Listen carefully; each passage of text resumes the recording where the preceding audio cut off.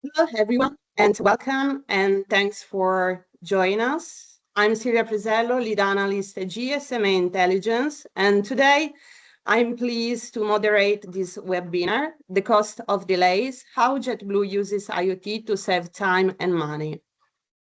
Now, I would like to welcome our speakers, Curtis Govan, President of America at floLIVE, John Squilas, founder and CEO at Helix, Mohammed Nabi, IT Manager, Airport Operation Product at JetBlue Airways.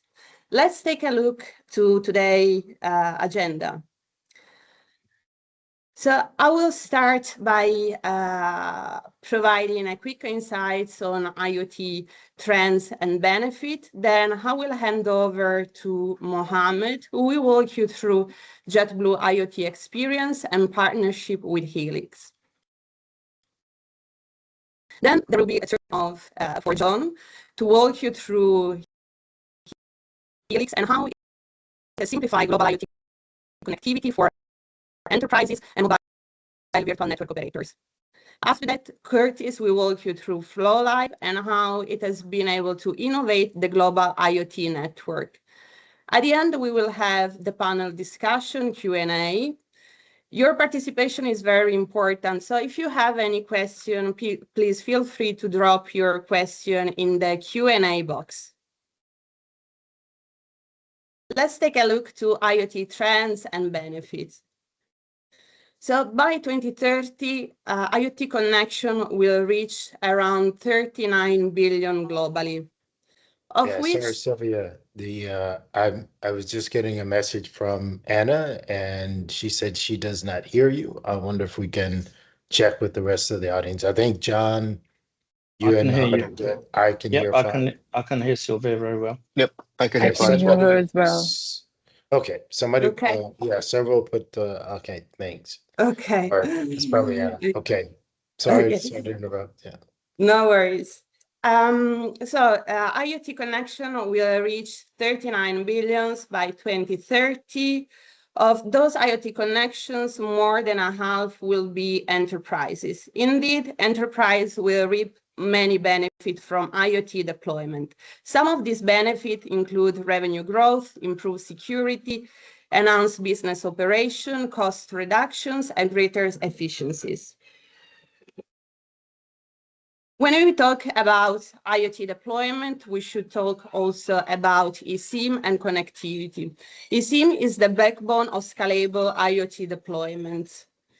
In our operator survey, we saw that eSIM demand is moving beyond automotive and mobility. The top three sectors that will demand eSIM-enabled solution will be media and entertainment, financial services, and public sector. Now, from me, it's all, and I would like to hand over to Mohammed. Thank you very much, Sylvia. Hi, good morning, everyone. Mohammed Nabi here from JetBlue. Been with JetBlue for 9 years, all my life, actually, ever since graduated from college. I've been in the aviation industry, so it's altogether back just over 30 years now. The initial 25, 26 years were with British Airways out of London and then New York in the Americas. And then after that, I joined JetBlue. So yeah, I'm going to quickly talk about our international connectivity and partnering with Helix on how that has improved our, our operations globally. Next slide, please. So just to give you a quick background, JetBlue is only 25 years old. It's an airline that's 25 years old. It's New York's hometown airline, founded in New York, and has been growing and has grown exponentially over the last 25 years. It's a leading carrier out of Boston, Fort Lauderdale, Los Angeles, Orlando, and San Juan. These are our major focus cities. Including JFK, obviously, and I just see that was missed out of the slide there. But anyway, we fly to over 100 different destinations throughout the United States, Latin America, the Caribbean, Canada, and now into Europe. So we're growing very well in Europe over the last 3-4 years. JetBlue flies to approximately 48 Of those 100, about approximately 48 international destinations. And our primary, once we were primarily a domestic carrier and then just to the Caribbean, but over the years we've now grown over to Europe as well as other international cities in South America. The strategic growth offers us, the travelers, a wider range of destinations with the airline signature service. We have one of the best Mint class, which is a premium service that has won a lot of awards as well since we introduced it about 6 years ago. So that's a quick introduction on the airline. Over to the next slide, please. So how has JetBlue and Helix Wireless partnership worked? So for my area, I look after the airport operations side. So that is the back of the house, all the products and systems that our airline uses to keep the operation running efficiently. So one of the biggest areas for my team and I is the baggage handling system. So throughout, I call it the baggage journey. The baggage journey, the moment the passenger drops the bag at the check-in counter or at the bag drop, to the moment that the passenger picks the bag up at the destination. Yeah. So the power of the baggage scan is across JetBlue's, JetBlue is expanding because of the global network. We originally, when we had our original scanners which we replaced just about 18 months ago, we had a lot of issues. We had issues with connectivity, we had issues with performance, and as you can imagine, that led to a lot of bags being left behind because they weren't being activated to get on the flight. That obviously had customer experience issues, and we incurred a lot of delays. So we looked into finding out what can we do, especially at our international stations, to improve that service.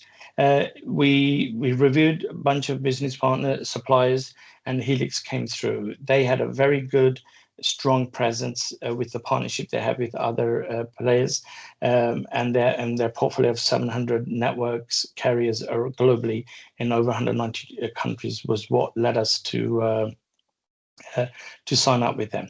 This really ensured our scanning devices can maintain connectivity anywhere in the world that we're flying. And we are growing, like I said, on the international market. So we were looking at our strategic view of who we're going to partner with. Yeah, so basically with the partnership with Helix, we're using smart SIMs in our baggage scanners, as you can see from that picture.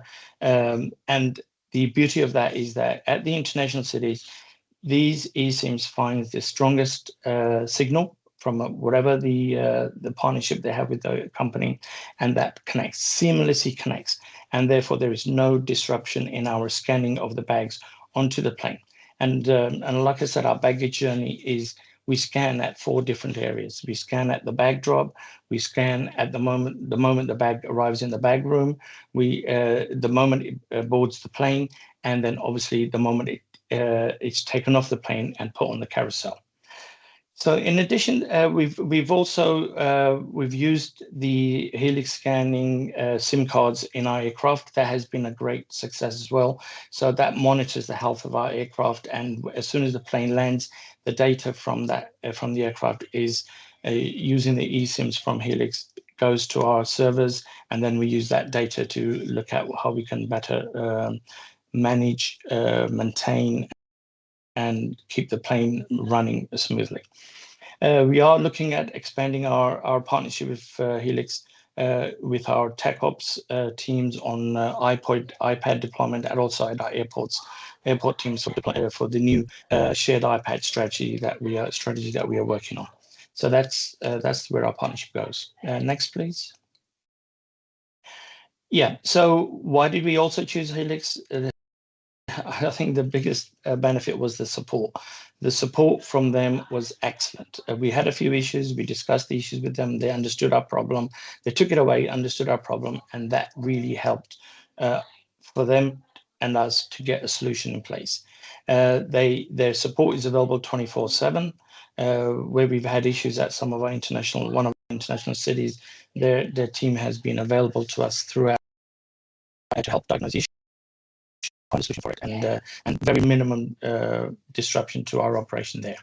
And the dashboards that they're providing, because data is key to us now. We have access to the data that they capture for us, and the dashboards that we get from them. It really helps us to understand, what areas of improvements that we can make. Just a quick example down there, JetBlue initiated the rollout of the new scanners devices across the multiple international locations. During deployment, it became apparent that in certain regions, specifically Puerto Rico and Mexico, the previous SIM card provider were not delivering expected level of reliability. So that's what the issues we were having, yeah? This is one of the reasons why we transitioned over to Helix eSIMs, which resulted in immediate and substantial improvement in both connectivity and overall device performance. We are using the latest state-of-the-art handheld scanners from a company called Zebra, and they are 5G compatible. So we are getting, where there is 5G available, we are using 5G. We are still having a few issues at smaller stations in South America, but those are being addressed very well. Helix is being a very good partner with their partnership with floLIVE, is really helping us bring in efficiencies and optimization to give our customers a good experience. Thank you very much. Next slide. I think that's the last one for me. Yeah. Thanks, Mo. We can go to the next one real quick. Hello, everyone. John Scolacci, the CEO and founder of Helix Wireless. We provide IoT on a global scale as well as mobility in the United States. Our focus, you could just go to the next slide, actually, please. Our focus is really on what the solution is, right? So a lot of times, I think some folks can get kind of caught up in just the connectivity piece or just kind of the device piece, right?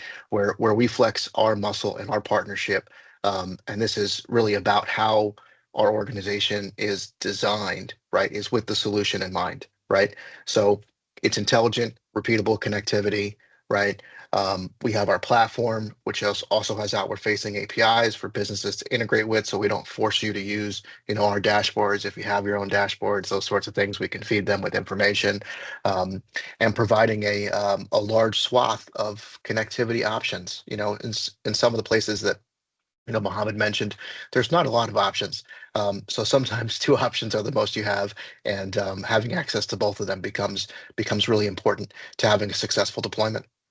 So our organization is really built to grow. I do wish time like that to present before me. So really nice things. So I do appreciate that too. But we really look at the ability to take the complex rollout, the complex solution, and try to take as much of the complexity out so that our partners can focus on the thing that is most important to them, which generally is not the connectivity, right? It's the thing that they're trying to do. In the case of JetBlue, it's connecting the planes when the planes are landing. It's connecting the scanners at 4 different locations throughout the airport and ensuring they can actually, do the job that person is supposed to do without having to go to a different area to then scan something in and come back in, which obviously would be counterproductive. So that's a little bit about Helix and a little bit about the partnership too. You can go to the next slide, please. So what do we have, right? What does Helix Wireless have? We have an enablement suite. Right? So our job is in providing options, providing a way to use those options for the good of your solution, right? Whether it's solo, which is our homegrown platform, whether it's access to multi-carriers, whether it's eSIM, or even a physical SIM, right? Understanding the deployment, and the full life cycle of that deployment is a really important piece of what we do. Is we like to really get close and deep with our customers and understand, hey, what kind of device are you using, and what are you going to do with that device, and why do you do that? And I think it's a little bit difficult sometimes when you're grilling a partner kind of up front, going, tell me more about what you're doing.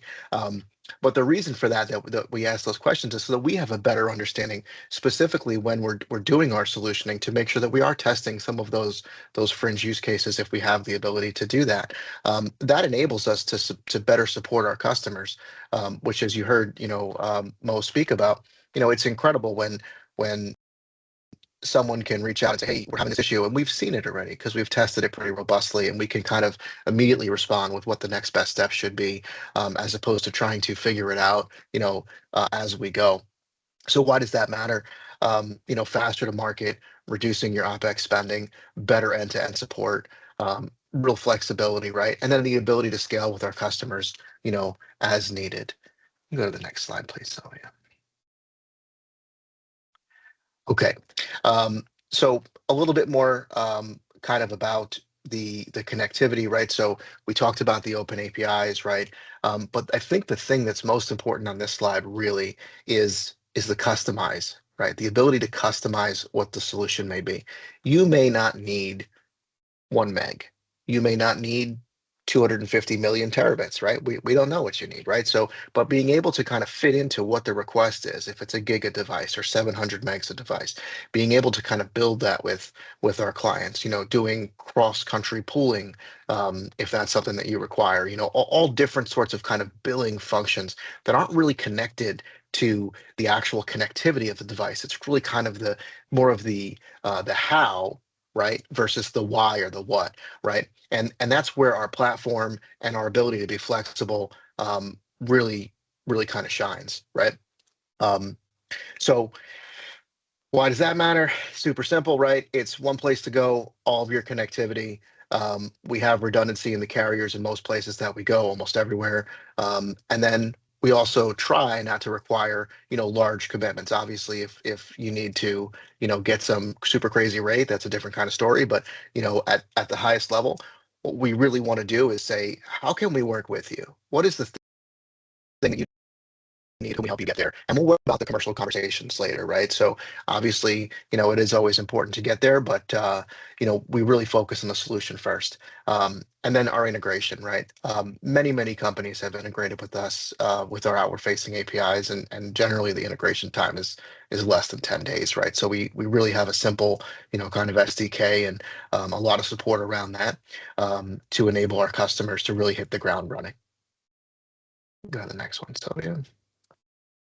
And then we get to the platform, right? So, we have carrier agnostic, we have device agnostic. So we have multiple different options in our platform, different products that our customers can choose from, and really providing the best in class, types of connectivity and really supporting those, with our customers. So we try to really allow our customers to choose what services they need, what countries they want to work with. How does that look? How does that feel? And allow them to kind of design their journey in a little bit of the way there, which I think is a lot different than how some folks kind of operate in the space. Single pane of control. It's that platform. It's those endpoints, right? It's one place to go for everything. We have our dashboard includes mobility, which is like smartphones, basic phones, as well as IoT. One place to go for everything. You don't have to have 15 different logins for 15 different carriers, and we really do kind of simplify kind of that journey up to and including even the ability to see your bill and view that in the platform as well. So you don't have to go here and there. We're not emailing all this other kind of information out to you, right? It's that single place to go for literally everything that we do, and it's incredible. So. With that, I will hand it over to Curtis. Excellent. Thank you, John. Thank you. You said it was after Mohammed. It's good to go after two of you because you pretty much said it all, and I can just maybe emphasize a few things that are really important to floLIVE and what we do. You can go to the next slide, Sylvia.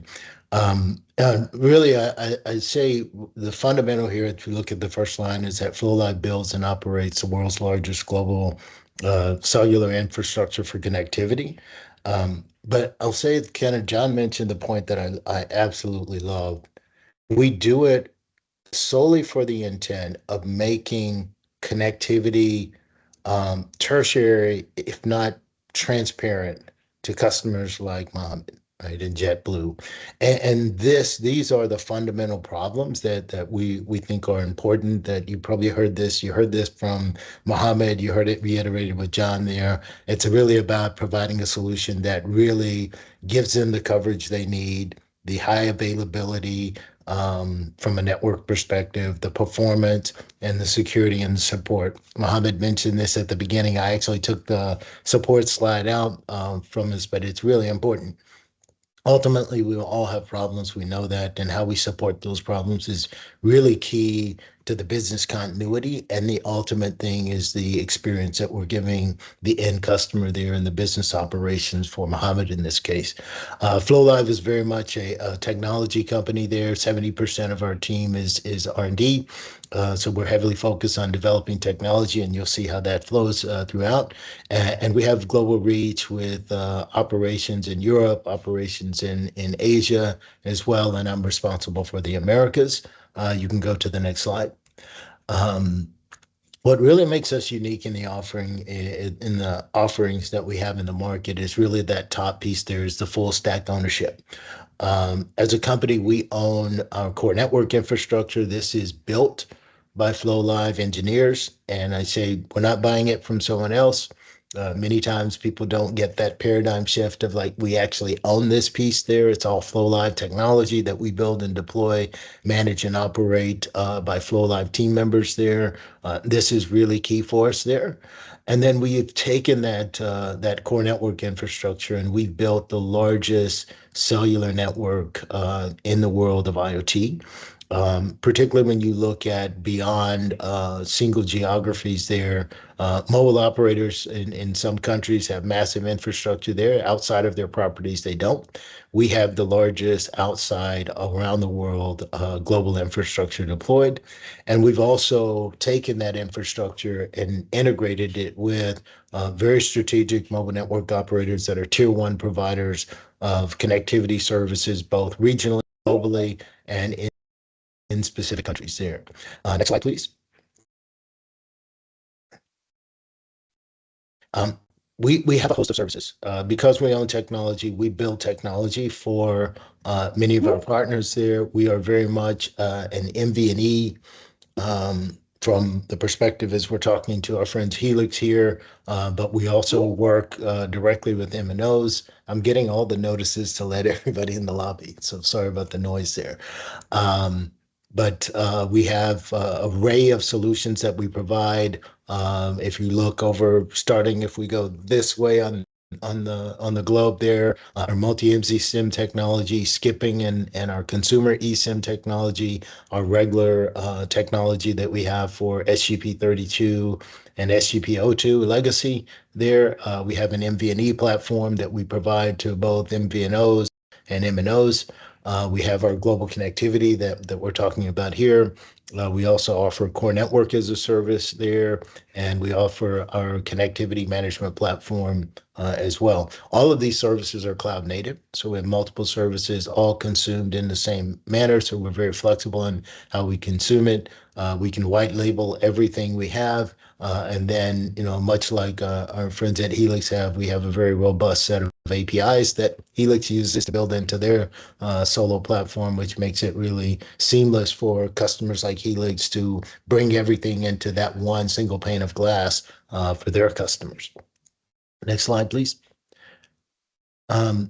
From a coverage perspective, I mentioned this earlier there, but really we're very much focused on taking multiple relationships and providing the absolute best coverage that you can find in the market, because we can do it all on a single SIM, which is really the heart of the solution there, and have multiple networks in multiple countries all connected into the same backend infrastructure there. So part of the story that John is telling is all connected into one infrastructure with one SIM.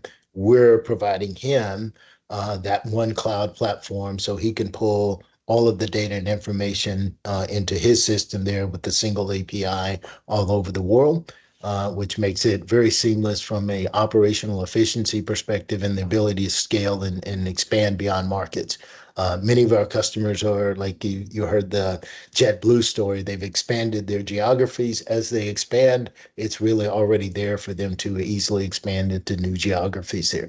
All again with the heart of that being the multi-IMSI technology, which on the next slide, if we go to that, will really speak to the point I was making earlier about service availability. So literally in every country in the world, We have access to our multi-MC technology there to provide not just a single carrier, but multiple carriers in each country. So we have the best coverage component, but it also plays into the availability of the service as well. This is showing our example in the US where we have put this exact solution together for one of our customers where it's redundancy on top of redundancy on top of redundancy. Some may say it's too much, but when you have a failure of one, then it automatically moves to the next available network if it's in the single MZ or the next available MZ. So we have that redundancy built in. And literally, I remember a situation that happened 24. I landed, I was out of service because I had the carrier that was having a national outage. And when I got home, I connected, and all of my customers were asking, "Do we have an outage?" And we said, no, we don't have an outage because they have gone through this process of automatically switching just to a service that was available because that national outage was impacting everyone.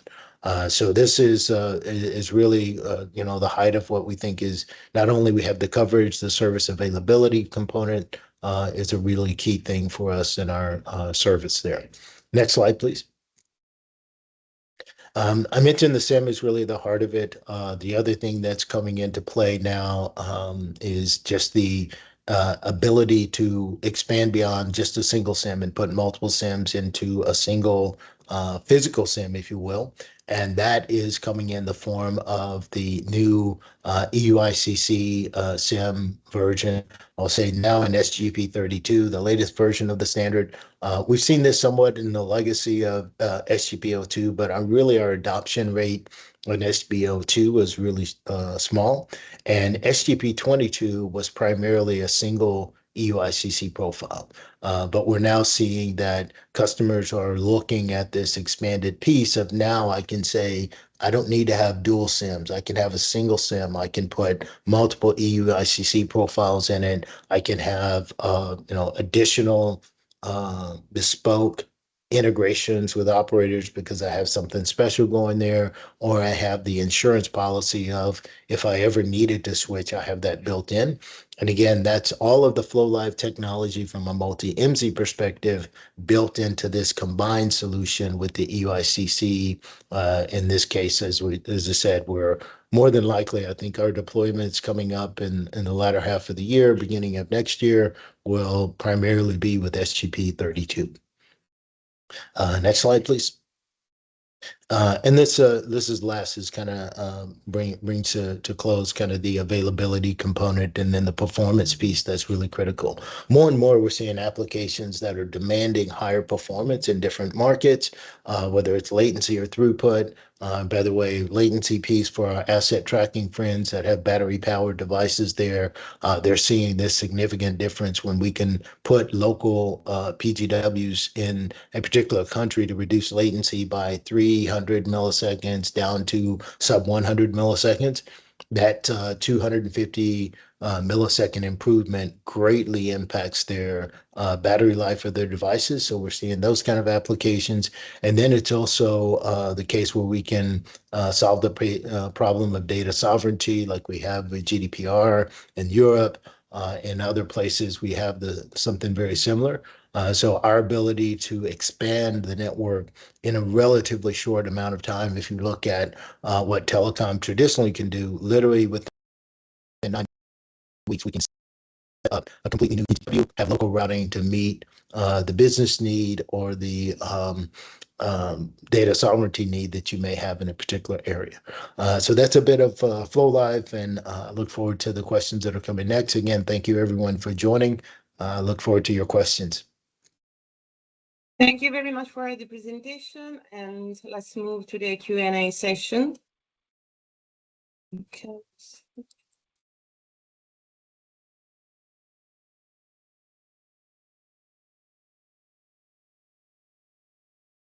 So how did this partnership started? Question for all.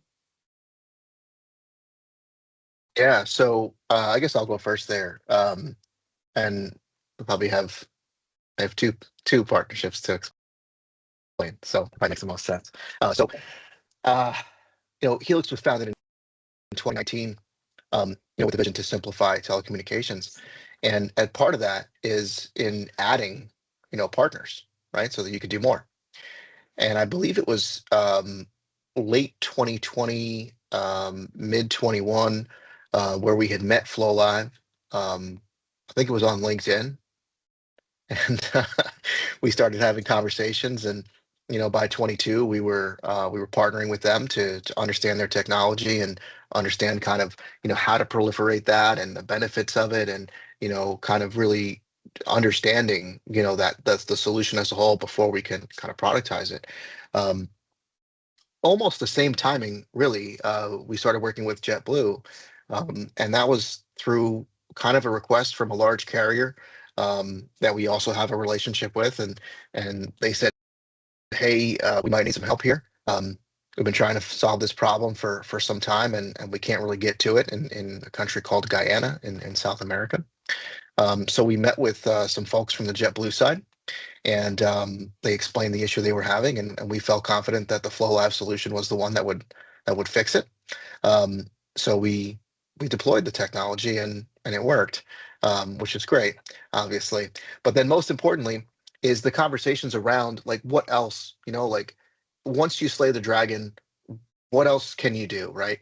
And then that was really where the JetBlue team and Mohammed have partnered with us and say, hey, listen, we appreciate you fixing this one very specific, very local thing, but we also would like to look at this solution here, and then maybe over here, and then it's in planes, and then it's in scanners, et cetera, et cetera, et cetera. So you kind of proliferate that way. So I don't know if that fully answers your question there, but I'd be happy for the guys to kind of weigh in on that too. Yeah, from the JetBlue perspective, I think just like what John said, we worked with them in around about 2021, 22 on that issue in South America, and then the team also realized that this was going to help our aircraft, because we have Airbus. Our fleet is all Airbuses, and our aircraft data strategy team decided that we need to capture the logs of the aircraft and download them as soon as the plane lands. Historically, it was a very manual, tedious task, having to do it manually. So when somebody from our engineering team would go on the plane and then plug his laptop in to download the data, we wanted instant results, because data is very important, and to look at trends and see wherever we can do with that to improve on the performance of the aircraft, reduce costs on maintenance, reduce fueling, fuel costs, and anything to do with cost savings. And at the end of the day, if you have a reliable service, reliable aircraft, you got fantastic, you got an improved customer experience for our customers. So that's where we, where Helix came in, and like John said, our, one of our providers reached out, said, maybe they have a solution, because they work with floLIVE and have provide service from a bunch of other providers globally. We trialed it with the data strategy on the aircraft. Worked, they helped us get it right. It worked beautifully. And then as time went by, we had other projects, other initiatives, other areas that we wanted to do something similar and improve the performance of our equipment and our procedures. And that's where we discussed with John and his team, and they were very helpful, listening to what we were asking, and they were looking to find the right solutions. And that's where the baggage journey partnership came into it.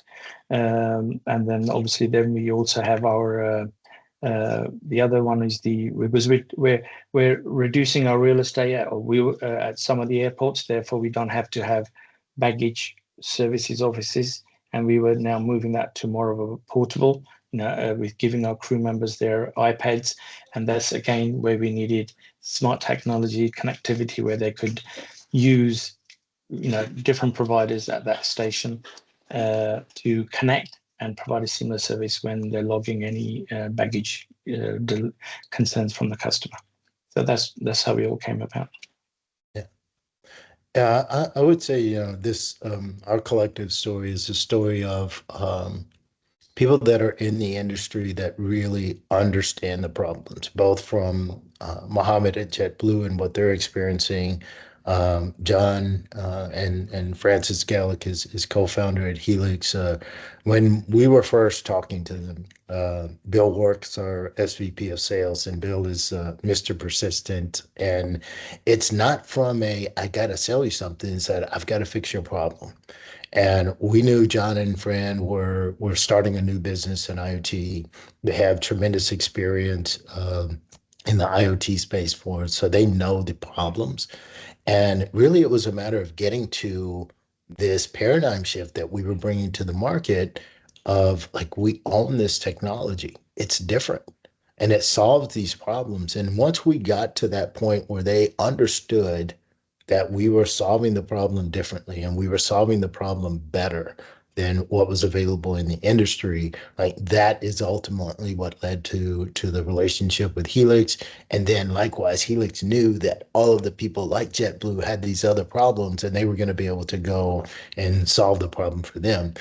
So I've said this before, but the people in the industry that have been around a while, that maybe have a few gray hairs or no hair, they know the problems, and I think when we can get to them collectively as Helix and floLIVE and help them understand that we can actually solve that problem that you've just accepted in the past, we can actually solve it and solve it very efficiently. What does it look like, the future of digital transformation at JetBlue, Mohammed? Oh, that's a very tough question. Not tough, but it's a big question. I'll try to keep it short to a couple of minutes. Now, we are very big. JetBlue is very innovative. JetBlue is very forward-looking airline. I've come from like I said, I have over 30 years of experience in the aviation industry. So I've come from a legacy airline, an airline that's very, global airline, to a very young airline, 25 years old, JetBlue. So I've seen the difference between the two airlines, and JetBlue is very forward thinking. It's very data oriented. And the digital, there are a lot of examples, but I'm going to focus on one or two maybe during this discussion. We are becoming the most data-driven airline in the world. We are very heavily focused on integration of data, looking at all the different systems and see how we can use the data, not only for the operational side, but the commercial side, and also the supporting of the aviation side of it as well. And what will that give us once we have the right solutions in place from this data transformation is the customer. The most important thing is the customer experience. Our customers will have the state-of-the-art technology. If you look at JetBlue's app, the app for their on their devices, it is really, it's. I don't work on it, so I'm not getting any credit for it. But the team that does, they've done amazing. We just partnered with them internally, added the baggage functionality as well. So then now a passenger can track their bag. So what floLIVE and Helix have done in the background for us, that is translated into the app as well. So if the customer wants to see, we used to send emails, which we still do. Your bag has made the plane, or we've received your bag has made the plane, your bag is now off the plane, you can claim at Carousel 6. They can see all that now on the app as well, right? So that's a great partnership and a great innovation that the teams have done collectively. On top of that, operation. I'm from the operational side. I gotta make sure the operation runs efficiently with the technology that we have. So we use the right tools. We make sure. So that's where Helix and floLIVE came in with the eSIM technology for our scanners, because baggage is, it's not just about getting the passenger to the destination. It's getting their bags. And as you know, the technology, the bags, passengers are really worried about losing their bags, because aviation or airlines are always losing bags or leaving bags behind, but the passenger makes it. But we've focused on that, and our percentage of baggage loss or leaving a bag behind is less than 1%. right now, so which is really good for our airline. Others are, the aircraft, like what I mentioned earlier, the aircraft data and keeping the aircraft running smoothly, looking at issues that we may have or may come across. So being proactively doing preventative maintenance on aircraft and stuff like that. So on top of that, we have some of the other initiatives that my team are working on under my portfolio, is that we're reviewing how aircraft turns occur. So we're using a lot of AI and data technology on that. So when the aircraft comes into the gate, everything is being monitored. Any of the support teams that are there, we look at which team is not running efficiently, what may cause us a delay. So we're trying to avoid those delays of happening.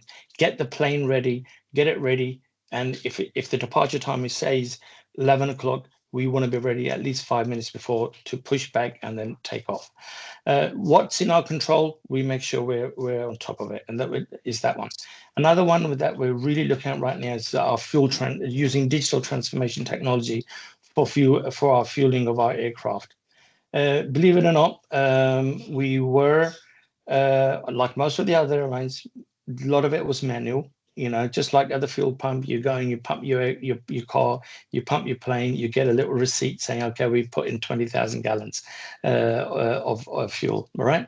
Now everything is being digitized. So we're working on that as well. And now everything, so we don't get the paper slips of the fuel now. We are working with a company out of Texas that we are going to get these digitally. It'll be on the cloud. We get the alerts. Our operations team gets alerts. The pilots get the notification all instantly, and then that data is stored, and we are able to use the data from there to manipulate and look at how we can improve our refueling process.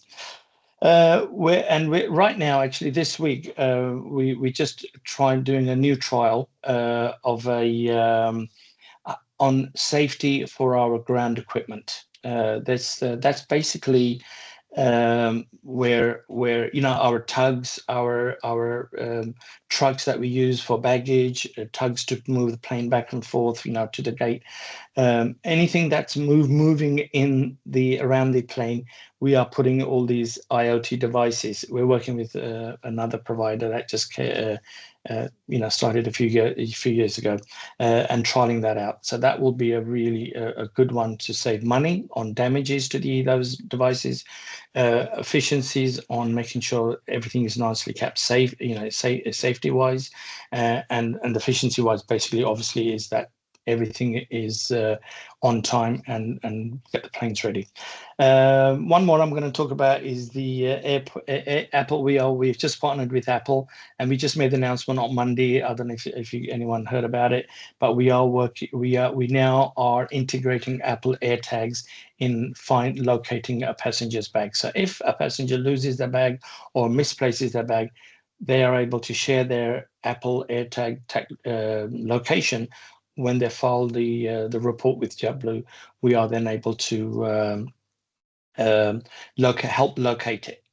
In the old days, before we had that, passengers said, look, it's here in the terminal. It's there. Look, can you see it? But we can't do anything about it because we don't know where it is. But with this partnership, we can look at it. So there's a whole loads of other technology, but those are the key ones I wanted to bring up in this call. Is that okay? Very interesting initiatives. Thanks, Mohammed. Thank you.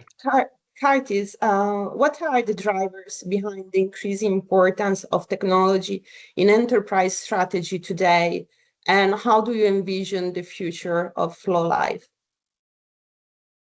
Yeah, I would say, like we're seeing very much like Mohammed said, is like what the fundamental solution suite, I would call it. I'd put the umbrella and say it's business efficiency.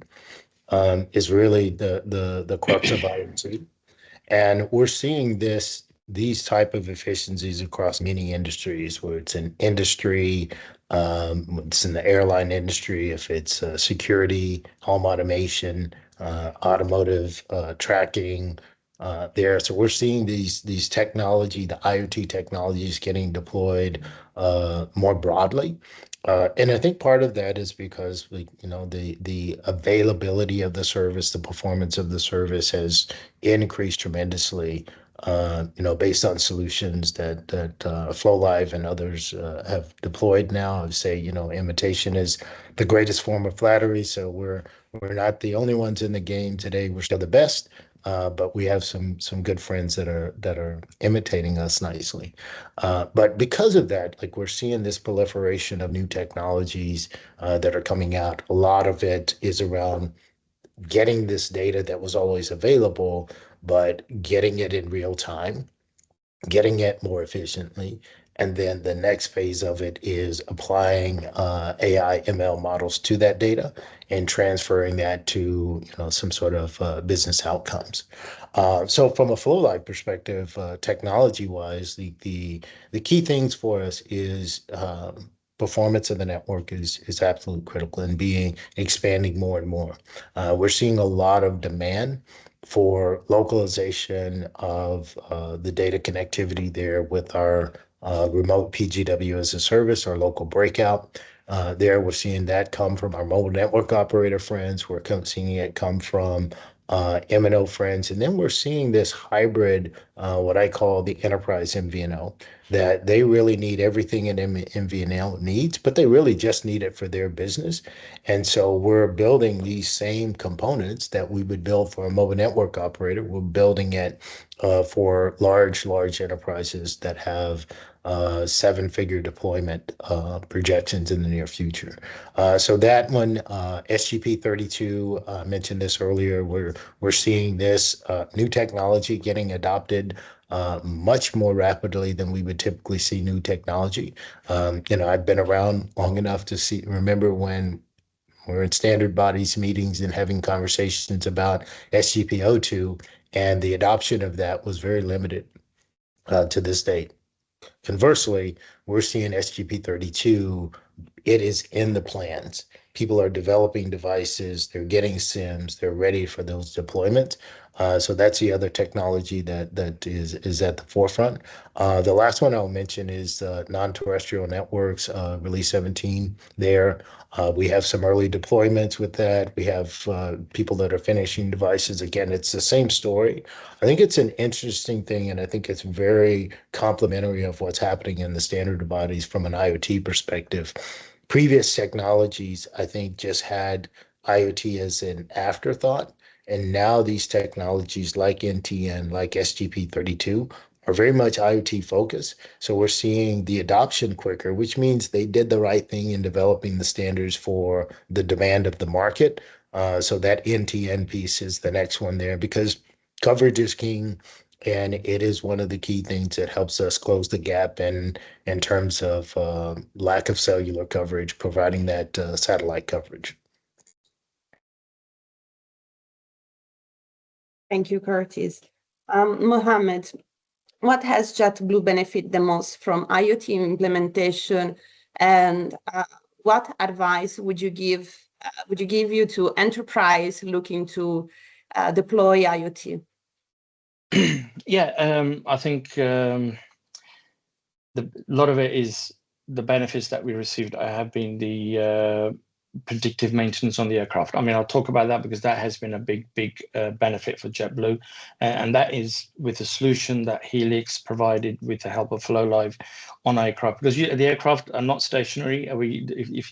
If they're kept stationary on, then you're not making money. They have to be in the air. They have to fly the passengers. So with that predictive maintenance and the technology behind it, to predict or preemptively repair any issues that may occur, and the alerts that we get, that has been a big benefit on that as well. So that, not only that, plus improves the safety of the aircraft and the passengers on board, and the operation as well. Long term, it reduces costs because you're getting these alerts ahead of time, and you're actioning them, repairing them, rather than waiting for the scheduled maintenance come through. So all of that is a big benefit. Obviously, fuel efficiency comes into at the end of the day as well. So those really help with the technology and the support that we've been provided by Helix and floLIVE on that one. Yeah. For the baggage, what I mentioned earlier, from the baggage side and the operational side has been primarily the efficiencies we receive, the data that we get out of the reports from the baggage, the customer experiences is enhanced. Yeah. And therefore, you're getting loyalty from the customers, you're not losing money. And all of that has been a big benefit. What advice I would get is I would definitely recommend partnering up with a good company. And I'm not because Helix and floLIVE are here, but they've done a great job for us. So, and I'm an advocate for them now because we've had 3 years of partnership. Myself personally, 3 years of partnership with them, and Helix team, management team, down to their tech support team. And if you don't mind, I'll mention a few names. And Nambi and Aaron from Helix have been amazing. And Roy, he was excellent, always on top. Seth Glazer has been amazing with us, and with John and Francis being always on our team, there for us when we needed. And they've even reached out to us numerous times when we've had issues. They said, how can I help? How can we get involved? That's them personally. So that goes a long way in my relationship with Helix, because you're getting the founders of the company, the owners of the company reaching out to myself. So that's definitely it, the benefits. So, I mean, for that, what I would look at is why you want to do this technology. It's not why, but rather than instead of the what. And we looked at why we wanted reliability, we wanted cost saving, we wanted efficiencies. And when we spoke to Helix, they were able to give us that information. Obviously, prioritization, that all is based on the financial costs involved and prioritization within your company, how you want to get to that. Yeah. Thirdly, and I think what Helix have done, and this is a lesson for my team internally from my area, is investing in the people. They have the right people to do they have the right people. The people have the tools to do the job, to provide the support, right? And that's helped me in the support that we get from them. And that is a lesson that I've learned, right, over the years. But this really came to fruition in the last 2.5, 3 years, where I said, this is really good. I can talk to anyone in that team and they all can support me. That's what I'm now empowering my team on developing themselves, and that builds loyalty, it makes the team stronger, and just to put the proof in the pudding, since I've been doing that, the system outages, not just for all of my systems that I look after 30 different systems for JetBlue that are operational. We used to have, up until about 2 years ago, we used to have probably 1 to 2 bridges every other day. Yeah. Now it's gone down to 1 bridge, maybe every quarter, every 3 months. The reliability has been because the team has been empowered. We've worked very closely with our business partners to make sure that the reliability is there. And now we have very satisfied customers. We have very satisfied internal stakeholders, and the team is happy because they can focus on projects and future thinking, forward thinking, and strategizing. Okay. Thank you. Okay. John, could you elaborate on the solution that you have developed with floLIVE, in particular, how this solution will enhance IoT deployment for enterprises, and how your solution differs from others? Yeah, I can. I'd also like to. There's a couple questions we have in the chat here. I'd like to address those too, if we could. I know we're got about 6 minutes left. So I love talking about me, but I do think that we got some participants that might be interested in some different answers. Okay. So with JetForward focusing on JetBlue's returns to profitability, how are you thinking IoT can contribute to operational and cost efficiency?